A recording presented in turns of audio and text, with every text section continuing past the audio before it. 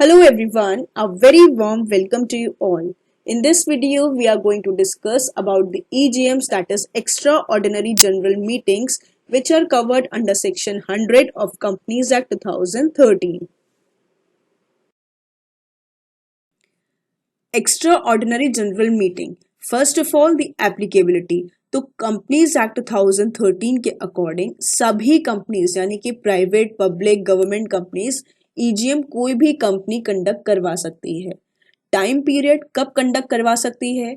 बहुत सारे मैटर्स ऐसे होते हैं जिसमें शेयर होल्डर्स की अप्रूवल की रिक्वायरमेंट होती है और शेयर होल्डर्स केवल जनरल मीटिंग में ही प्रेजेंट होते हैं और एजीएम ईयर में वन टाइम होती है। तो कोई भी ऐसा मैटर जो कंपनी में आता है जिसके लिए शेयर होल्डर्स की अप्रूवल की रिक्वायरमेंट है और कंपनी एजीएम का वेट नहीं कर सकती है यानी एनुअल जनरल मीटिंग का वेट नहीं कर सकती है, तो जब वो चाहे तब ईजीएम को कंडक्ट करवा सकती है।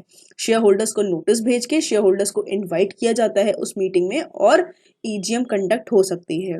तो कोई भी मैटर को डिस्कस करने के लिए जहां पे शेयर होल्डर्स की अप्रूवल की रिक्वायरमेंट है वहां पे ईजीएम कंडक्ट होती है जब आप एजीएम का वेट नहीं कर सकते। So a general meeting which is convened in between two AGMs is called an EGM, यानी कि दो एजीएम के बीच में कोई भी जो जनरल मीटिंग कंडक्ट की जाती है उसको हम ईजीएम बोलते हैं। बोर्ड जब चाहे whenever it deems fit call an EGM of the company. It is mentioned under section 100 subsection 1.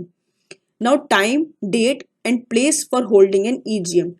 कब, किस टाइम पे, किस डेट पे या किस जगह पर आप ईजीएम को कंडक्ट करवा सकते हो। तो ईजीएम कंडक्ट करवाने के लिए कोई भी रिस्ट्रिक्शन नहीं है। आप किसी भी प्लेस पे इंडिया के किसी भी टाइम पे, चाहे नेशनल हॉलिडे हो, कभी भी आप ईजीएम को कंडक्ट करवा सकते हो।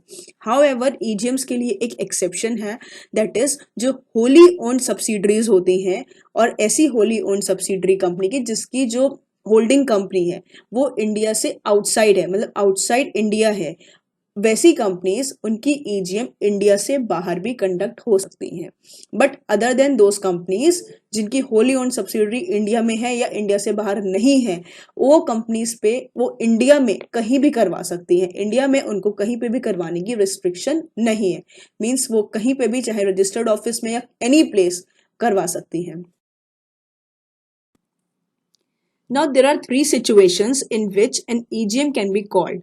First of all board of directors. Board of directors के पास ये पावर होती है कि वो जब चाहे शेयर होल्डर्स की अप्रूवल के लिए कोई ऐसा मैटर है जिसमें शेयर होल्डर्स की अप्रूवल की रिक्वायरमेंट होती है तो उनके पास पावर है कि वो ईजीएम को कॉल कर सकते हैं एज पर रूल 43 सब rule 1 of table F of schedule 1। Table F में हमारा स्टैंडर्ड आर्टिकल्स ऑफ एसोसिएशन का फॉर्मेट होता है जिसमें ये पावर दी जाती है बोर्ड ऑफ डायरेक्टर्स को।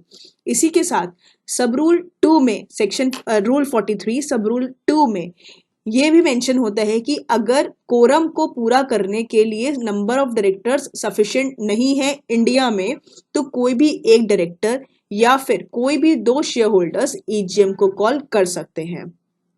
Next on the requisition of share holders. तो जब भी शेयर होल्डर्स चाहें तो वो एक रिक्विजिशन देके, रिक्विजिशन मींस कि जिस दिन वो रिक्विजिशन दे रहे हैं, जिस दिन वो डिमांड कर रहे हैं कि ईजीएम को कॉल करनी चाहिए, उस दिन मीन्स जिस दिन वो डिपॉजिट करेंगे अपनी रिक्विजिशन उस दिन उन नंबर ऑफ शेयर होल्डर्स की जो वोटिंग राइट्स है वो मिला के कम से कम 10% ऑफ वोटिंग राइट्स उनके पास होने चाहिए। तो उतने नंबर ऑफ मेंबर्स बोर्ड को ये कन्वे कर सकते हैं कि उनको ईजीएम को कॉल करवाना है फॉर एनी रीजन और उनको अपनी रिक्विजिशन में सब्जेक्ट मैटर भी मेंशन करना होता है कि वो किस लिए ईजीएम को कॉल करना चाहते हैं।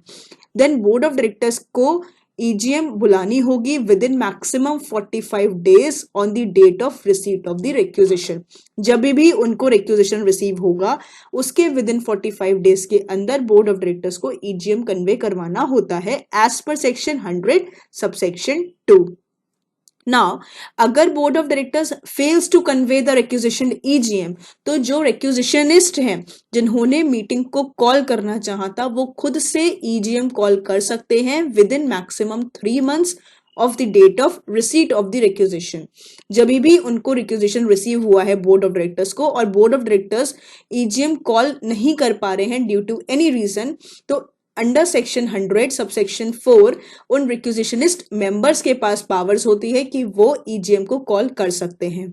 इसके अलावा एनसीएलटी भी ईजीएम कंडक्ट करवा सकता है in case of impracticability under section 98। तो सेक्शन 98 जो है वो एनसीएलटी को पावर देता है कि वो भी ईजीएम को कंडक्ट करवा सकता है इन केस अगर ईजीएम कंपनी में कंडक्ट नहीं हो पा रही है ड्यू टू एनी रीजन। कब एनसीएलटी कंडक्ट करवाएगा, उसके पास 3 तरीके हैं। या तो ऑन एप्लीकेशन ऑफ मेंबर, अगर कोई शेयर होल्डर कोई मेंबर एनसीएलटी को अप्लाई करवाता है कि वो ईजीएम कॉल करें, या फिर on the application of director, या कोई डायरेक्टर उनको एप्लीकेशन देता है, या फिर suo motu. That means NCLT खुद अगर चाहे किसी भी रीजन की वजह से तो एनसीएलटी भी ईजीएम को कॉल कर सकता है।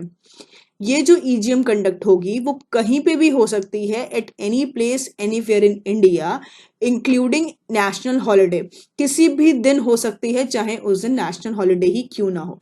लेकिन जो अंडर सेक्शन 100 सबसेक्शन 4 में ईजीएम कॉल अगर होती है, यानी कि जो रिक्विजिशनिस्ट मेंबर्स हैं वो अगर ईजीएम को कॉल करते हैं तो वो ईजीएम किसी भी दिन हो सकती है other than a national holiday. Means national holiday पे वो ईजीएम नहीं हो सकती है, उसके अलावा एनीवेयर इन इंडिया में नहीं होगी, वो उस जगह पर होगी, उस सिटी या टाउन विलेज में होगी जहां पर उस कंपनी का रजिस्टर्ड ऑफिस सिचुएटेड है। Now minimum number of requisitionist as per section 100 subsection 2 कभी भी कुछ मेंबर्स आपको बोर्ड को ये अप्लाई कर सकते हैं, अपनी रिक्विजिशन दे सकते हैं कि वो ईजीएम को कॉल करना चाहते हैं।